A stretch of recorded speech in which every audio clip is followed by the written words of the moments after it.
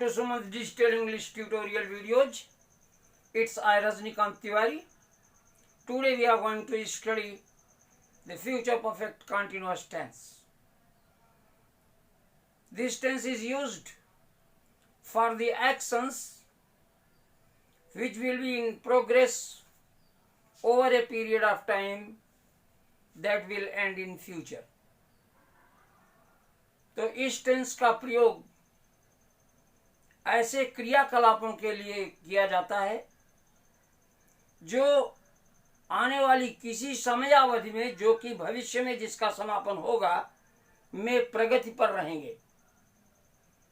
तो ऐसे क्रियाकलाप जो आने वाले समय में, जिस समय का अंत फ्यूचर टाइम में होगा, उस समय जो क्रियाकलाप प्रगति पर रहेंगे, ऐसे कार्यों के लिए हम इस टेंस का प्रयोग करते हैं।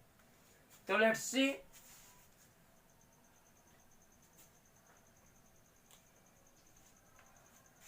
He will have been teaching in this institution for 4 years by March. He will have been teaching. वह पढ़ा रहा होगा in this institution, इस संस्थान में, for 4 years, 4 साल से, by मार्च, आने वाले मार्च तक, मार्च तक वह इस संस्थान में 4 वर्षों से पढ़ा रहा होगा। दूसरा देखिए, they will have been living here for 2 years next January. वे इस जगह आने वाले जनवरी तक 2 साल से रह रहे होंगे। यानी आने वाली जनवरी फ्यूचर टाइम में समाप्त होगी, उस जनवरी तक वो लोग यहाँ 2 साल से रह रहे होंगे।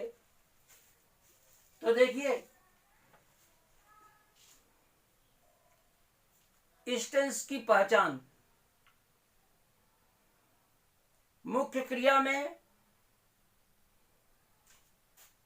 रहेगा, रहेगी, रहूंगा, रहेंगे, रहा होगा, रही होगी, रहे होंगे, ऐसे शब्दांश मुख्य क्रिया के साथ जुड़े होते हैं और उस क्रिया के समाप्त होने का समय दिया रहता है। जैसे वह 4 साल से पढ़ा रहा होगा,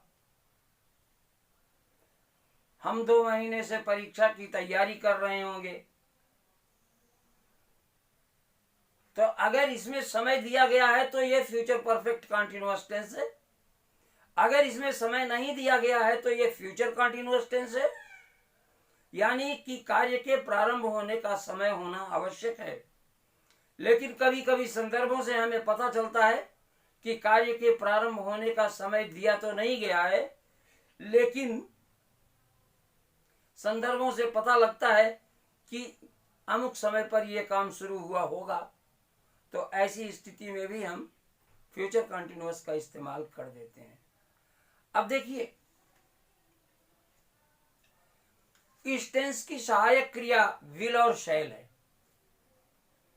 जहां तक इस टेंस की मुख्य क्रिया की बात है तो हैव बीन प्लस वर्ब की आईएनजी फॉर्म इसकी मुख्य क्रिया है।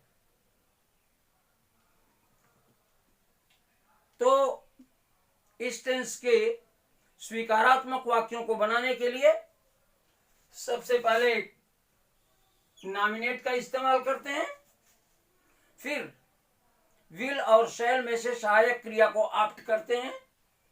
अगर फर्स्ट पर्सन का सब्जेक्ट होता है तो सहायक क्रिया शैल लगाते हैं, और फर्स्ट पर्सन से अलग सब्जेक्ट होता है तो सहायक क्रिया विल का प्रयोग करते हैं।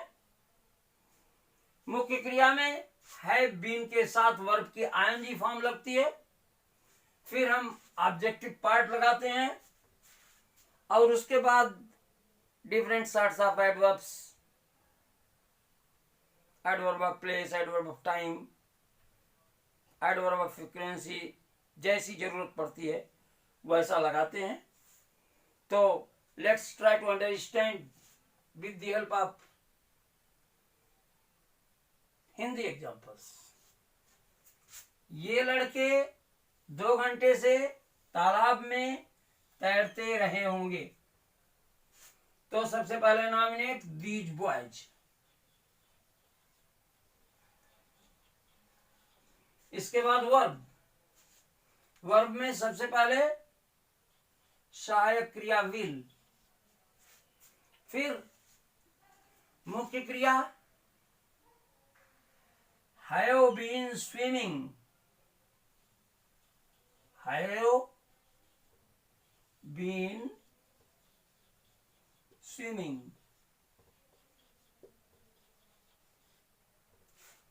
इसके बाद एडवर्ब ऑफ प्लेस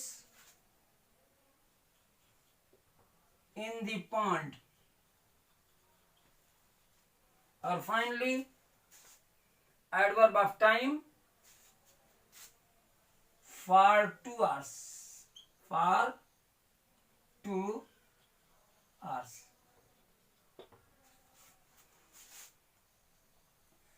अगला देखिए, अगले जून तक डॉक्टर रणजीत सिंह हमारे शिक्षण संस्थान में 30 वर्ष से प्रधानाचार्य का दायित्व निर्वहन कर रहे होंगे। तो सबसे पहले नॉमिनेट डॉक्टर रणजीत सिंह। सबसे पहले nominate doctor Ranjit Singh.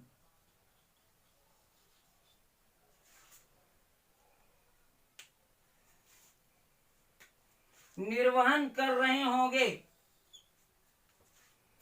Will have been soldiering, will have been shouldering. yes, yes.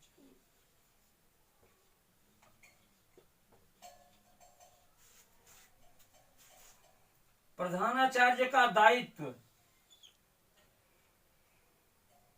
The responsibilities of principal,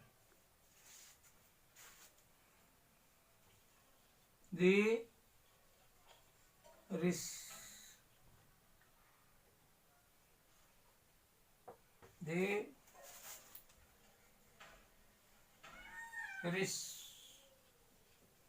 responsibilities of principal।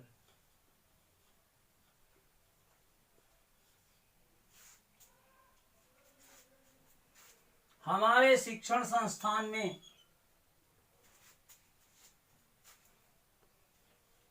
in our educational institution,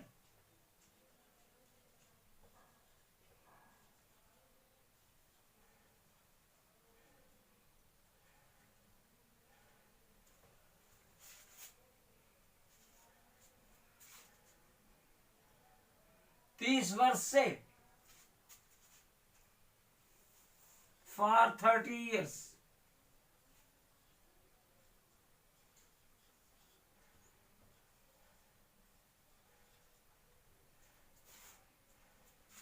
अगले जून तक बाय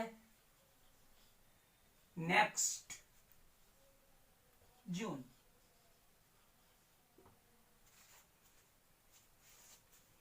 तो I hope all the concepts regarding this tense will have been clear to you. It's all for today.